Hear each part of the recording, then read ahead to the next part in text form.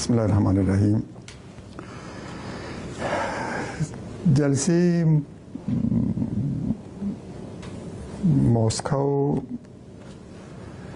شرایط یک بار دیگری برای فراهم کرد که افغان‌ها با هم بنشینند. یک شد که استفاده های بیشتر از این صورت داشته باشه. یک فرصت مناسب بود برای افغان‌ها که اگر بتانن یک راه حل مناسب مطمئنی برای بحران افغانستان پیدا کنند که متاسفانه این کار نشد.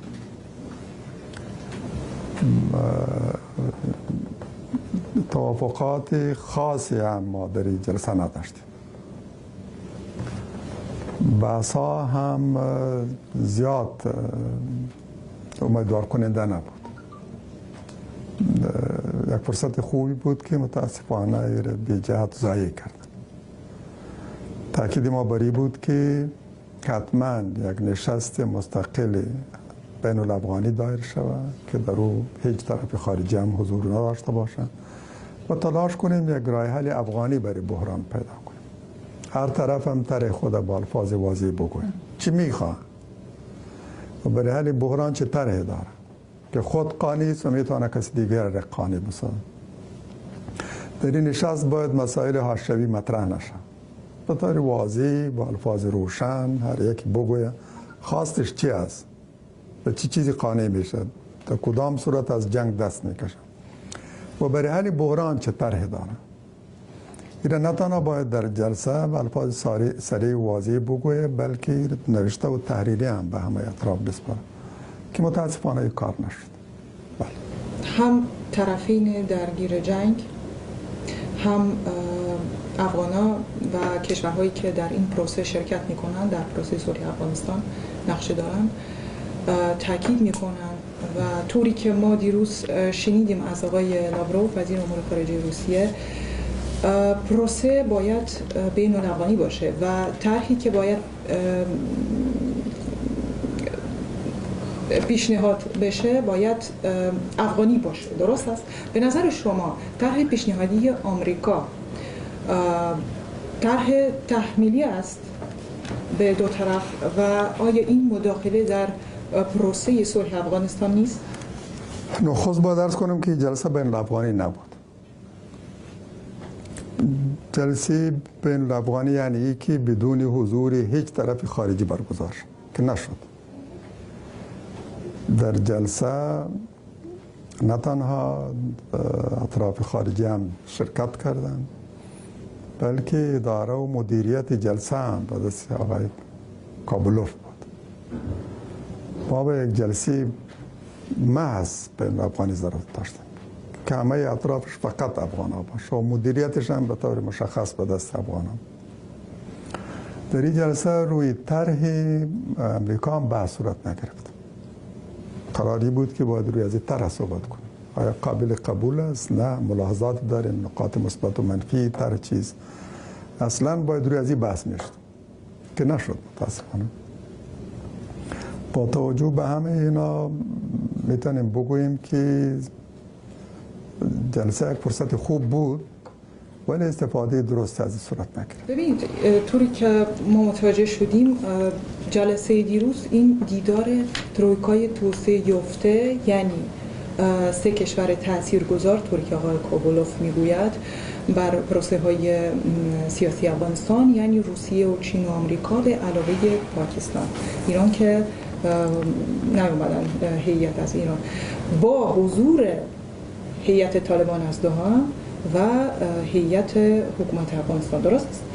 و این دیدار همون ترویکای توسعه یافته است.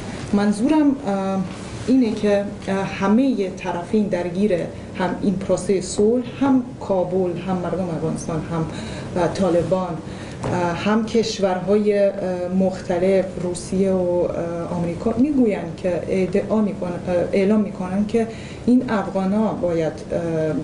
افغانا هستن که باید سرنوشت کشورشون رو تعیین بکنن. درست است؟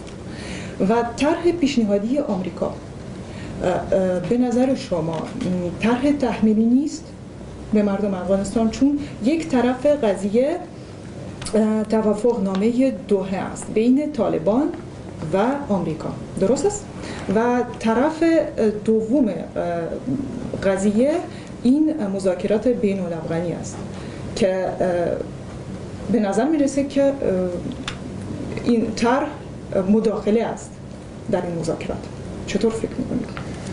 باید عرض کنم که این جلسه از ناحیه افغان‌ها سه طرفه بود.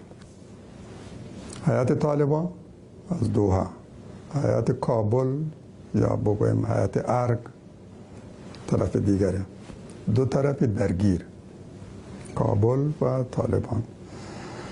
اما ما با هیچ یک از این دو طرف نیستیم، نه با حکومت کابل و نه با طالبان. ما موضع مشخص خود داریم. ما صلح حمایت میکنیم و در جنگ از هیچ طرف هم حمایت نمیکنیم. ما خواهان خاتمه جنگ هستیم. برای دو طرف هم تاکید می‌ورزیم که حتما باید به این جنگ خاتمه ببخشیم. خلاف جلسات قبلی مسکو که فقط دو طرف بود، کابل و طالبان. یکی از دلایل شکست جلسات هم همین بود که محدود بود به دو طرف درگیر که هر دو فکر میکنن از طریق جنگ میتونن به اهداف خود برسن. اکثریت ملت ما که خواهان صلح است و خاتمه جنگ در این جلسات در گذشته تمثیل نشد، حضور نداشت، نماینده هاش حضور نداشت. دلیل شکستش هم یک دلیل دیگری شکستش هم بوده که جلسات بسیار بزرگ بوده، هر کسی آمده در شرکت کرده، محدود به طرفای تاثیرگذار نبود، محدود به رهبران احزاب مهم تاثیرگذار نبود. نسبت به هم باید جلسه را محدودتر میکردن، فقط شامل رهبران احزاب تاثیرگذار در صلح و جنگ اینا باید با هم می نشستن و جلسه را هم بین الافغانی دایر میکردن بدون حضور خارجی. یک عرض مسئله دوم، امریکایی طرحی را پیشنهاد کردن ولی در این جلسه اصلا روش بحث نشد. ارائه طرح هم به این منظور نیست که گویا امی باید فقط امی طرح باید موضوع بحث باشه. نه، مربوط به افغان هاست. این طرح را سرش بحث میکنن یا طرح دیگه. ما بدیل این طرح را ارائه کردیم، یک طرح جامع‌تر از این که معتقدیم این میتونه بنیاد خوبی برای بحث بین الافغانی باشه و کمک کنه برای حل بحران و خاتمه جنگ. این را به همه طرف هم سپردیم، هم به طرف های خارجی، امریکا، چین، روسیه، پاکستان، ایران و طرف های دیگره به اینا هم سپردیم و به طرف های افغانی هم سپردیم به شمول طالبان. پس موضوع بحث ما نه در مذاکرات مسکو طرح بوده و نه در مذاکرات دوحه مجبور و مکلف بایستیم که فقط روی از این طرح امریکایی بحث کنیم. درست است. ولی به هر صورت امریکا یک طرف است، یک طرف مهم جنگ. این جنگ اصلا همین جنگ فعلی که از اتحاد شوروی به امریکا با میراث ماند. این جنگ را نیروهای ناتو آغاز کرده و تا هنوز هم اونا در افغانستان حضور داره و یک طرف اصلی است. مسئله مداخلت طبیعی است، روشن است. اینا در رابطه با صلح هم نقش خود دارن و در رابطه با جنگ. درست است، ولی منظورم این است که طرح آمریکا در آجندای این دیدار ترویکای توسعه یافته نبود. درست است؟ و نظر شما رو میخواستم در مورد این که آیا این طرح، دیروز آقای لاوروف چی گفت؟ او گفت که هیچ پیشنهادی تحمیلی از بیرون، از خارج نباید باشه، چون افغان ها خودشون باید سرنوشت کشورشون را تعیین بکنن. نظر شما چی است؟ این طرح پیشنهادی آمریکا طرح تحمیلی است؟ بله، من احساس کردم که این جلسه یک هدف بسیار مهم داشت، روشن توضیح نشده ولی کاملا روشن است. وی که چند کشور زی دخل در قضیه افغانستان قبلا به توافق رسیدن که به همه اعلان کنن که اعاده امارت اسلامی طالبان برشان قابل قبول نیست. گویا اینا همه توافق کردن به همین نقطه و خواستن ایره در یک جلسه اعلان کنن. هدف اساسی جلسه مسکو همی بود. نقطه اساسی هم که از این برآمد همین که اینا در اعلامیه مشترک خود خلاف تصور انتظار ما منتظر بودیم که همین یک چیز شود. همین جلسه همین مطلب در اعلامیه مشترک نام آمدن. نگذاشتن که نشست کاملا بین الافغانی باشه. سخنرانی های دیروز هم اصلا هیچ یکی هم به اصل موضوع نپرداخت. ما رفتیم به اصل موضوع که تاکید ما بری بود که دو طرف باید نظرات خود به الفاظ واضح بگویند.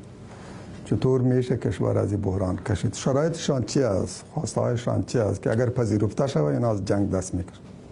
ولی متاسفانه هیچ یکی به این نپرداخت. به هر صورت احساس میکنم که هدف اصلی جلسه دیروز مسکو فقط این بود که چند کشور موضوع مشترکشان را در رابطه به امارت اسلامی اعلان کنند که کار دیروز صورت گرفت.